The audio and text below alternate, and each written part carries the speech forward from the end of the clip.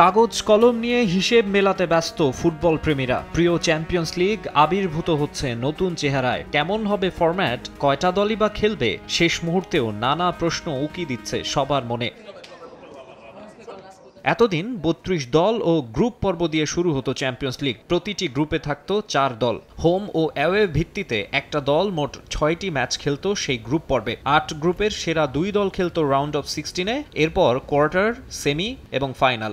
তবে চিরচেনা গ্রুপ পর্ব থাকছে না এবার থেকে। এখন থেকে ইউরোপীয় ক্লাব শ্রেষ্ঠত্বের আসর হবে ৩৬ দল নিয়ে। প্রথমে লিগ রাউন্ডে প্রতিটি দল ৮টি করে ম্যাচ খেলবে, যার মধ্যে ৪টি হোম ও ৪টি অ্যাওয়ে।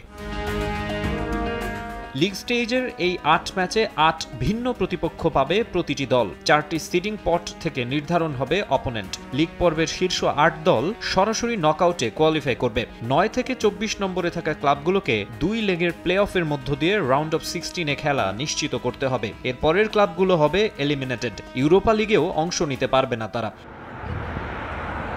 ইউসিএল এর জৌলুস এবং প্রতিযোগিতা আরও বাড়াতেই নাকি এমন উদ্যোগ নিয়েছে উয়েফা। এই কাঠামোতে আরও নিয়মিত টপ টিমগুলোর মুখোমুখি লড়াই উপভোগের সুযোগ পাবে ফুটবল ফ্যানরা।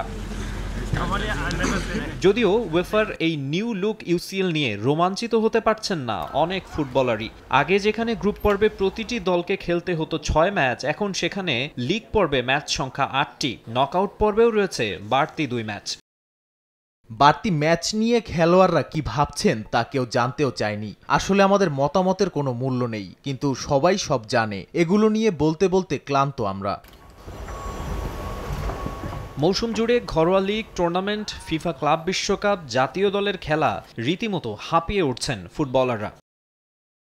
এভাবে ম্যাচ বাড়ানো মোটেও যৌক্তিক নয়। প্লেয়ারদের কথাও তো একটু ভাবা উচিত। সবাই ক্লান্ত হয়ে পড়বে, ইনজুরির সংখ্যা বাড়বে। ফিট থাকার জন্য আমরা কঠোর অনুশীলন করি, কিন্তু সবকিছুর একটা সীমা আছে। এমনটা চলতে থাকলে ৩০ বছর বয়সেই আমার অবসর নেওয়া ছাড়া উপায় থাকবে না।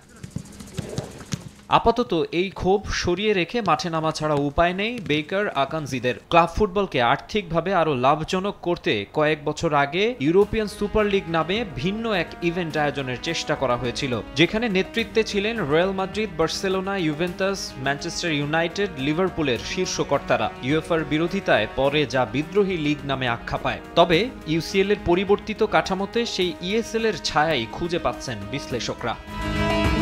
মাকসুম আলম খান, সময় সংবাদ।